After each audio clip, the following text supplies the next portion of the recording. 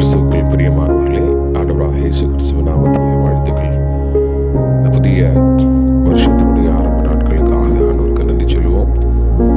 இந்த இரண்டாவது நாளிலும் ஆண்டவர் கொடுத்த வாக்குத்தத்தத்திற்காக கர்த்தரை ஸ்தோத்திரம் பண்ணுவோம். அவர் நம்மோடு இருந்து செய்யும் காரியம் பயங்கரமாயிருக்கும் என்கிற வாக்குத்தத்தம் இந்த நாட்கள் நிறைவேற கர்த்தர் நமக்கு உதவி செய்வாராக.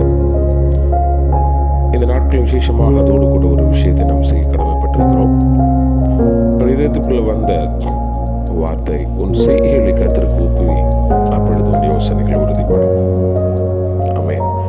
தேவ சமூகத்தில் ஒவ்வொரு காலை பொழுதும் நம்முடைய செய்கைகளை கர்த்தருக்கு ஒப்புவித்து, ஆண்டவரே, இந்த நாளில் நீர் என்னோடு செய்யக்கூடிய காரியங்களை எனக்கு காண்பி, என்னை உடைய கரங்களை ஒப்புக் கொடுக்கிறேன், புதிய காரியம் நடக்கட்டும், நான் எதை செய்ய வேண்டுமோ அதை எனக்கு காண்பி என்று சொல்லி தேவ சமூகத்தில் நம்ம ஒரு நாள் ஒப்புவிப்போம்.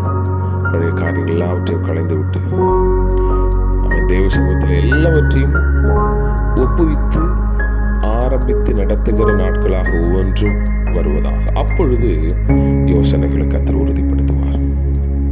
ஆமென். அப்படிப்பட்ட ஒரு வெற்றியுள்ள நாட்களாக இந்த நாட்கள் இருக்கட்டும். புதிய தீர்மானங்களை மாத்திரமல்ல, தீர்மானங்களை எடுத்து அதை செயல்படுத்தக்கூடிய நாட்களாக இருக்கட்டும்.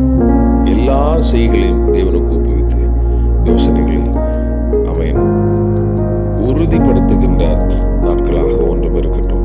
ஆகவே சோர்ந்து போக வேண்டாம், துவண்டு போக வேண்டாம். இந்த வருஷத்தில் கர்த்தர் உங்களை கொண்டு செய்யும் காரியம் மிகப்பெரியவைகளாக இருக்கும்.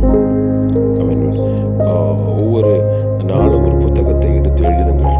இந்த நாட்கள் நான் என்ன செய்ய போகிறேன், கர்த்தர் எனக்கு என்ன செய்ய வேண்டும் என்று சொல்லி எழுதி ஜெபத்தோடு கூட தேவ சமூகத்தில் ஒப்புக் கொடுங்கள். கர்த்தர் உங்களை உறுதிப்படுத்த